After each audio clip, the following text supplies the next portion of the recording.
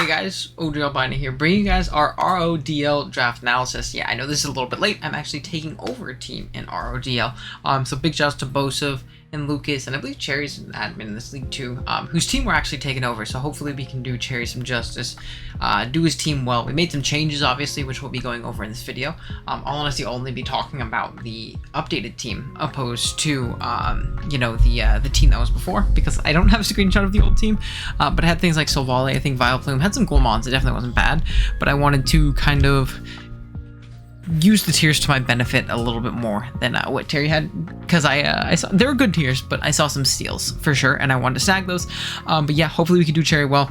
We have a new Wi-Fi league now, which is really nice, obviously, and then we have another one that will be starting next week. On Friday, I'll be doing the draft analysis. The draft stream for it, and then Saturday on here, on this channel, and then on Saturday we will be having our draft analysis go up of it, and that is the SBU. It's an S tier league that myself and John and D-Ray are running, so I hope you guys are excited about that. And then we'll have this going, and this will kind of be our last, you know, Wi-Fi run until BDSP, whether we play on that game or games, or these games again, depending on how bad the timer and the dex is on that one. So yeah, if you guys are excited for RoDL, be sure to drop a like, sub if you're new, obviously, if it's your first time catching videos on the channel. We do a lot of draft league content, as well as a lot of, you know, hardcore nuzlocking and like Pokemon challenging type content, which I've been trying to work in more lately.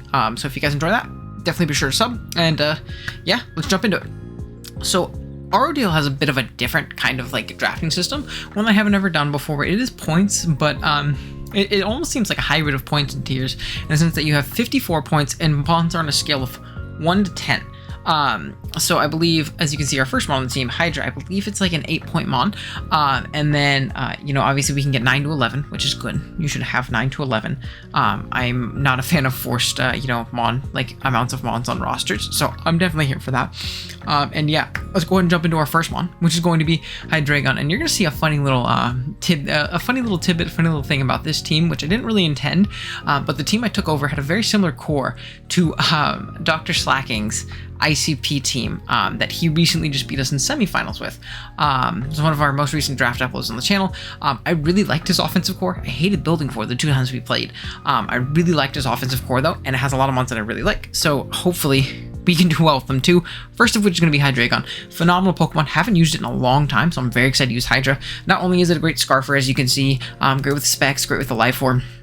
Got access to Nasty Plot and Dragon Dance on the setup side of things, this gen obviously being a really, really scary sweeper, but it's honestly very, very fat and very annoying. I love my fat Taunt Roost Hydras. Phenomenal coverage, as you probably know, whether it's be it Stabs and Dark Pulse and Draco Meteor and Dragon Pulse, which hit a lot of things, minus, you know, I guess Fairy types, which we do have Flashkin for. We can U-turn on them for momentum. We get access to Fire Blast and Surf and Superpower and Focus Blast, and obviously Nasty Plot to set up, and a bunch of different crazy things like that, to where we can really, really punch holes in a lot of teams. And again, not only be that offensive powerhouse, that endgame win con with the Scarf, the endgame cleaner, we can also be fat, annoying Stallbreaker Hydra, which I am definitely here for running. So that's going to be Hydra. Next up, part 2 of the DrSlaking offensive core is going to be Necrozma. This is a Pokemon I freaking love. I had it back in APA. I had it back in BBL as well, and I've used it in a ton of showdown side leagues and stuff like that in the past. I love this Pokemon. You want to talk about versatility? That is this thing. It's obviously a rocker, though I don't like running rocks on Necro unless they absolutely have to, but it gets a ton of setup just like Hydra in Dragon Dance and Calm Mind and Swords Dance, which I think is really slept on with Necro. Really helps it break through. Photon Geyser, which gives it a good stab for both options. If you don't know, Photon Geysers, whether it's a special or physical attack, is based on whether your attack or special attack is higher. So I can run special Photon Geyser, physical Photon Geyser, all that good stuff, depending on what I'm boosting, what I'm trying to do. It also gets access to Autotomize just to boost speed, and Meteor Beam to really plow through teams like that, get an Autotomize and Meteor Beam off. We're going to sweep through a lot of teams, on top of its great coverage and Photon Geyser, Earth Power, Photon Geyser, Earth Power, Heat Wave. It also gets access to Brick Break and X's on the physical side to hit the steals, which is really, really nice. And Darks, it does, you know, obviously struggle with a little bit, but depending on the Dark type, we can definitely hit it or chip it down very, very easily. And then Prism Armor. Prism Armor is a great ability. Not neutralizing, bringing down the damage of our super effective moves that are hitting us by, believe they do 0.75 as much as they're supposed to. I don't remember the exact numbers, but regardless, sometimes stab non-super effective moves do a lot more to Necrozma than the super effective coverage moves and the knockoffs that people are going to be, trying to pack for us. Because someone's way of beating down Necrozma and chipping it down is knocking it off consistently. I can Morning Sun up or Moonlight up, whichever one I decide to run, obviously. Same thing, really. Just kind of which one I like more, I guess. I can Morning Sun up and honestly avoid 2-hit KOs pretty easy from that point, which is really, really clutch. That actually comes into play in our week 1 matchup in my build, which you'll see next week on Monday when these videos go up. So I love Necro. I think it's incredibly versatile. I think it fits on almost any team realistically. And this Pokemon was not drafted, I believe. This is a Pokemon I picked up myself. I think this was Conkeldurr before. So this was my contribution to making sure I get Slaking's core to an extent. So love Necro. Pokemon I'm really comfortable using, and I think it'll do great here. Next up, Gengar. Like I said, we are pretty much carbon copy, cookie cuttering DrSlaking's ICP offensive core in these 3 members, plus 1 more member in the back. Defensive core is a little bit different. The rest of the team is a little bit different, but I really like these 3 together. Gengar is really, really solid. Obviously, the Ghost plus Poison Stab is really great. Crazy Coverage, Trick, Nasty Plot, Destiny Bond, Will-O-Wisp, ton of different utility options. You'd be annoying like sub-Pain Split sets. Focus Blast and Dazzling Gleam to hit those dark types. Really, really good Pokemon, and it plus Hydra is very difficult to deal with. I U-turn off my Hydra as you go into your Clefable, and I go into Gengar for free, and I'm in with Gengar for free, which is really, really, really terrifying for a lot of teams. So the momentum into Gengar that Hydra provides and, really helps it break through other teams really, really well. So I'm definitely very excited to use Gengar again. I had it recently. What week did I have Gengar in? I think it was Pack, which I didn't finish uploading. Not gonna lie, sorry about that. But it did really, really well. I believe we went 9-2 in Pack. But I believe Gengar did really, really well for us with Weavile. The same kind of idea. Whereas Weavile baits into things that Gengar can really bully. Hydragon does the same thing, maybe to a lesser extent because it doesn't bait in psychic types, potentially like fat psychics, but it does bait in fairies, and it's a little bit better in the sense that it can grab momentum with U-turn and get into Gengar for free, and Gengar loves free switches. I like not being forced to double and catch that double getting Gengar for free like that, or have to go in on a double down after I sack something else, or take 80% of my Gengar on a neutral hit because it's a Gengar. So that's obviously very, very solid. Next up, we have Suicune.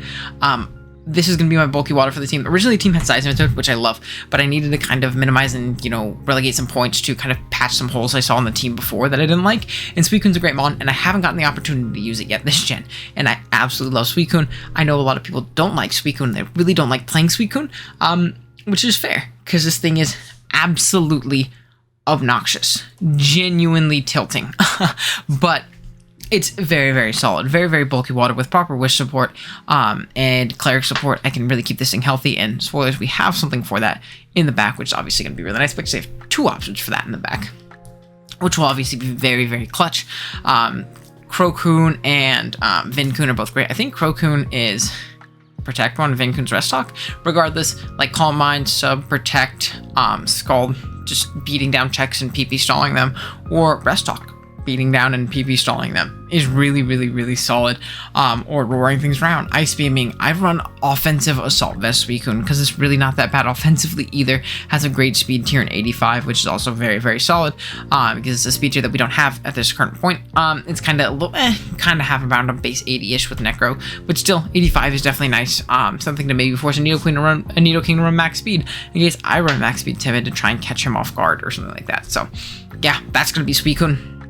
Next up, there's that Wish Passion that Cleric I was talking about. Sylveon's really, really solid. I love Sylveon plus the big powerhouses we have on our team. Either grabbing us momentum with Baton Pass, which I believe is allowed. I don't know, I'll have to check. Or passing Wishes into Necro and Suicune and healing off their burns and toxics and things like that, which is obviously very, very solid. If we can force pressure on steel types with Necro, we can break through them easier with Sylveon, which does have access to Mystical Fire this gen, which is obviously really, really solid. Specs Hyper Voices also don't tickle if we want to go more offensive with Sylveon, which is obviously very, very nice and very plausible. Has Calm Mind to set up and sweep. Just a great overall fairy type and really solid on the team. I believe Sylveon was on the team before I picked it up, and I think this is just one of the ones we kept because I really like it and I think it fits the team very well. So that's going to be Sylveon. Also gives us a switch into dragon types, which we don't really have right now. Also gives us another fighting resist, so there's not as much pressure on Necro, but Necro will check 99% of offensive fightings, which is also really, really nice when you have Hydra, and then Gengar, which isn't really a good immunity because you die to stray knockoffs pretty easily. So with that, we kind of cover that weakness of Gengar, which is also really, really clutch. Next up, we have Aerodactyl. Aerodactyl is a mon I really enjoy using, a little bit more of a slept-on pick, but I love its speed tier in 130, which is obviously really great. It's another rocker, which we only had one of so far, and it was Necrozma. Don't worry, we get another one down the road. So it's not going to be, we're not going to be forced to rocks Necro every week, which is obviously very nice. Again, gives a really, really clutch speed tier, and that 110 plus speed tier, I think that's really important to have on teams, is having that 110 plus faster mom, to where we can outspeed a majority of the Pokemon on my opponent's team. Hit them hard with Arrow, which got access to Wing Beat this gen, so better Flying Stab, Stone Edge, Earthquake, Fire Fang, a bunch of different options in that. Earthquake, I think I said Earthquake. It also got access to Dragon Dance this gen, if we want to set that up instead of a Home Claws, which honestly, I probably might, because I'm not scared of missing.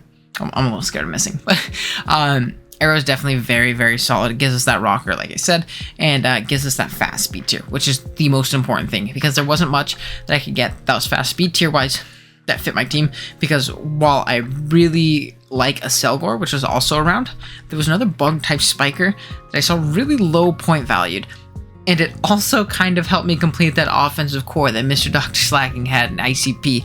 We got 5 out of 10 points Heracross, and I'm so excited. I've never drafted Heracross. It's a Pokemon I love using in standard like Smogon type battles.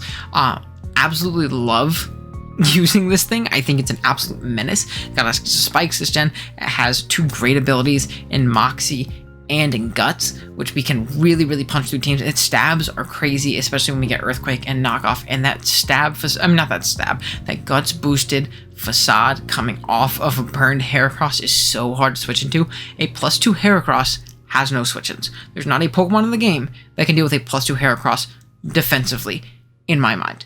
I'm trying to think of something that can take a hit well, and its stabs plus coverage in Facade or Knockoff or Earthquake or something like that should realistically hit the entire game. Again, obviously 85 speed, a little bit slower. It is exploitable unless it's shipping itself down, so obviously it's not a broken mon or anything like that, but it is so hard to try and switch into this thing. So freaking hard to try and switch into this thing. I'm very excited. It forces a ton of switches, which is either free knockoffs, free spikes, swords dances potentially. Regardless, this Pokemon's great. I'm very excited to use it, and I think it has a super sick shiny. I know a lot of people don't like the pink Heracross. I think it looks awesome. It's very just in your face, like, oh shit, here he is. It's Heracross. Relax, man. So I'm very, very excited for Heracross, and I think it's going to be awesome to use this season.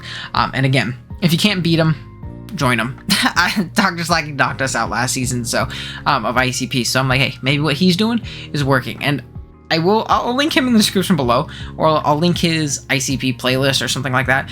I've totally hyped him up in other videos that in the last 2 times I played him in ICP. He is by far my favorite dude uploading in the game right now, besides maybe Kurt. I don't watch a lot of draft content like I used to, but I will always watch Kurt's videos, and I'll always watch DrSlaking. So if you want good content, very analytical, very smart, very solid battler, but also very level-headed and knows how to keep his composure, and you know, is kind of, you know, what I'm trying to work towards. So I think he's a great reference in that, and I really do like his content. So go check him out. You can see a core like this a little bit in action in his most recent ICP run. And obviously he's in the finals, which I don't believe has been played yet.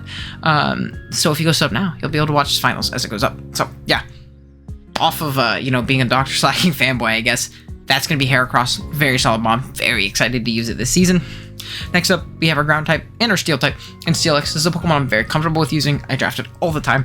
I think it's great. It gives us our 3rd rocker and our 2nd rocker that's not Necrozma. Very reliable rocker too. There's not many matchups where I'm like, Steelix doesn't get rocks, especially with Sturdy.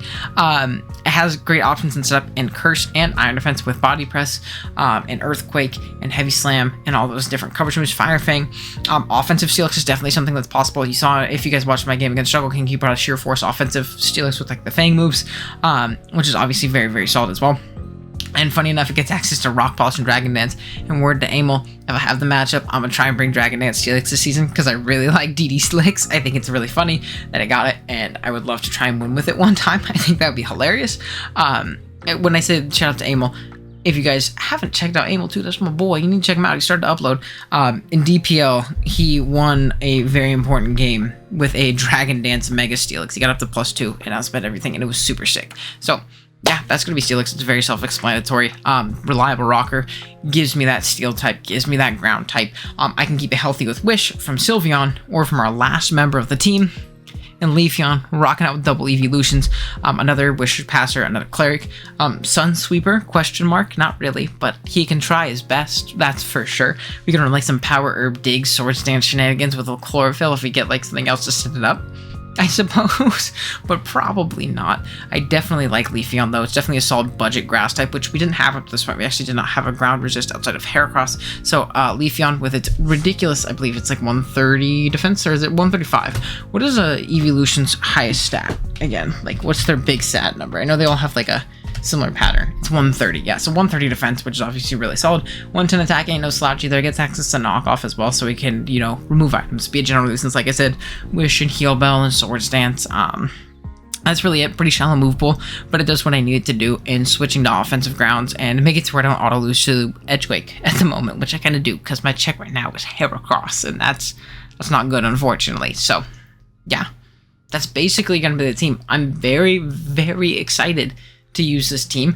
I think it's really solid. I think I made the most out of the tiers. Now, again, not that Cherry's team was bad. It had great pieces to start. And I think I could have used his team and won a lot of games. I think our team right here, it's not only I'm comfortable with it, but it does really, really well. I think it's very well constructed. So let me know what you guys think of the team. Let me know if there's any changes you would make. And let me know if you guys would want to see custom shinies for this league. I was thinking about maybe not doing custom shinies and seeing what you guys liked more going forward, just so I have that idea for you.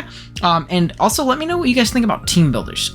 They're pretty high effort, but I don't know how many of you actually watch them. I know there's probably a way I could check that in analytics. And I love my team builder slides, but this is going to be a little bit more casual, relaxed league going into BDSP. I'm kind of burnt out on the generation of on this generation of draft. I'm feeling a little burnt just in general. So if you guys want to see team builds, I'll of course make them. If you guys want to see them in this style that I did this draft analysis, where I show you the mons and moves and I scroll through really quick, opposed to showing the EVs and all that stuff on my team builder slides, let me know what you guys think of that. Drop a like if you enjoy, drop a like if you think the team's good, and let me know how well what you think our record will be this season. We're starting off 1-0, I believe, actually, so Cherry gave us a win going into our things, and I'll take free wins anywhere. So let me know what you guys think, how we'll do the rest of the season. Like I said, drop a like if you enjoy, sub if you're new, and yeah, I'll see you guys in the next one. Later.